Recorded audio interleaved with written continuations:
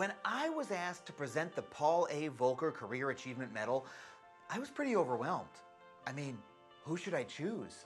That's a big decision for just one guy to make all alone, even me. I mean, there are so many amazing public servants to choose from. Then I found out that I was not being asked to select the winner, just present the award. And, you know, that weekend was tough. I guess I felt kind of blindsided. But then I found out who had won, and I realized that even I could not have picked someone more deserving. So please join me in congratulating the recipient of this year's Paul A. Volcker Career Achievement Medal, Evan Querell. My name is Evan Querell, and I am a senior economic advisor at the Federal Communications Commission in the Office of Economics and Analytics. Almost 40 years ago, Evan Querell had a hunch that wireless communication was going to turn out to be kind of a big deal. Is this familiar to you? A smartphone?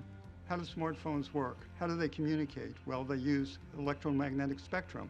What I did was to improve the way that spectrum was awarded to people who make spectrum usable in various devices.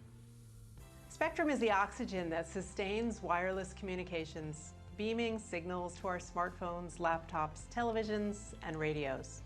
And one big challenge for policymakers is that the airwaves are a finite resource. That means that as demand grows for spectrum-based services, so does the need to use it efficiently. When Evan Querell arrived at the FCC in the 1980s, it employed a really inefficient approach to spectrum allocation, with regulators deciding on essentially an arbitrary basis how spectrum should be used and who those users should be. When Evan showed up, the FCC was using a lottery system to assign free access to the spectrum, which meant that they were flooded with way too many applications, many of them from people who were just hoping to get lucky on the lottery and then resell the access they had won for free. There were so many applications that the shelving in Gettysburg, where we stored them, collapsed under the weight of these applications. The system was arbitrary, unfair, and it wasn't going to people who could best use it and share it with consumers. So Evan came up with an idea. Instead of relying on a lottery system to assign spectrum access, what if the FCC auctioned access off to the highest bidder? In 1985, with my co-author, Lex Volcker, an engineer, I wrote a paper arguing that we should use spectrum auctions to award the spectrum for a number of reasons. In 1993, Congress gave the FCC the authority to auction spectrum and said that we had to actually run our first spectrum auction within a year. From Evan's original vision, we've had over 100 spectrum auctions and raised over $300 billion for the U.S. Treasury. And economists estimate that the public benefits of that, the consumer benefits, are potentially 10 times as great as the $300 billion. So it's really just a massive change in terms of the way the world would be today in terms of communications.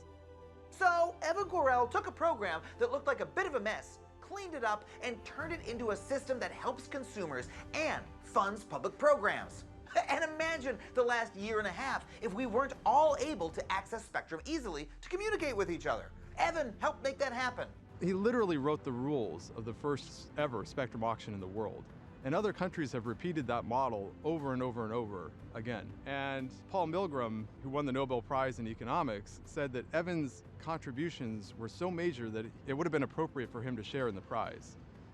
The mobile phones we have at all times in our palms, pockets, and purses are there today in large part because of the creative economic genius of Evan Querell. For nearly 4 decades, the FCC and the American public have benefited in countless ways from Evan Querell's leadership and absolutely uncommon intellect.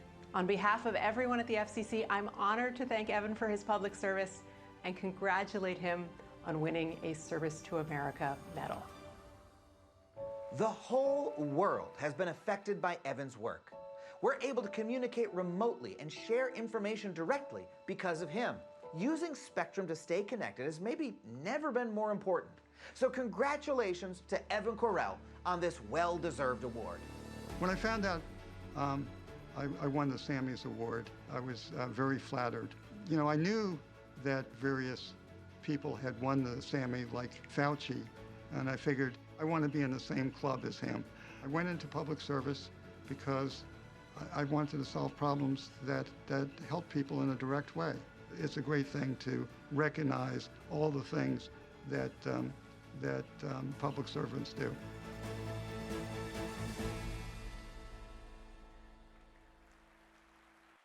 Maybe we should all turn our cell phones back on to honor Evan's work and let the pings of appreciation reign over the room. Evan is a pioneer at the forefront of one of the most significant innovations the FCC has undertaken, generating more than $200 billion for the U.S. government. Before Evan, the government's lottery practices didn't serve federal policy objectives, the aims of industry, or, most importantly, the best interests of American consumers. And they left the U.S. about a decade behind European providers in developing wireless services. U.S. policy should be to drive spectrum to its most valuable evolving uses and to diversify who owns a piece of the pie. And Evan's work has been critical to making progress on these important goals. The mechanisms for conducting auctions are complicated. Different auction designs, for example, can result in different outcomes, and information or lack thereof can shape a buyer's bidding strategy. So it was important to get all the details right, and those who follow this area tell me that Evan has been critical to our progress on these objectives. Many congratulations to him, and now please turn your phones back off and welcome the winner of the 2021 Career Achievement Medal, Evan Quarell, with the Federal Communications Commission.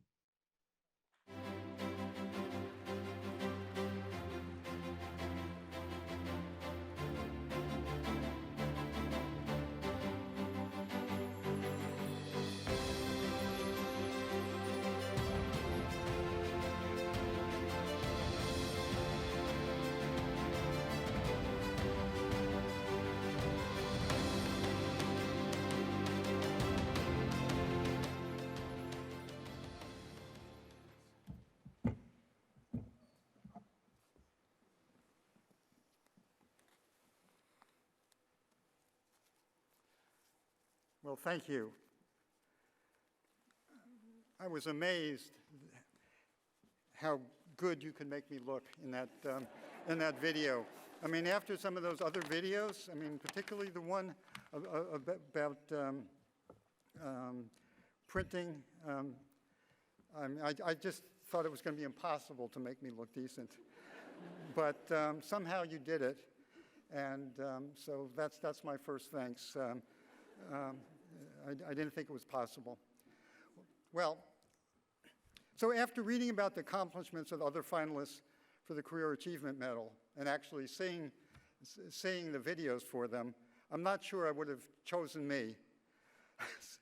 So I'm especially honored to receive this medal and thankful for the Partnership for Public Service for selecting me and making me look so good on the video.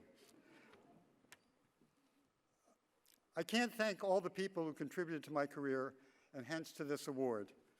All my accomplishments were collaborative efforts that wouldn't have been possible without my colleagues, academic consultants, and the support of the agency leadership. I wish I could acknowledge and thank every one of them, but I would be remiss if I did not especially acknowledge the contributions of two of my collaborators, Nobel Prize-winning economist Paul Milgram, and FCC electrical engineer John Williams. I would also like to thank my family for their unflagging support throughout my career. Thank you very much.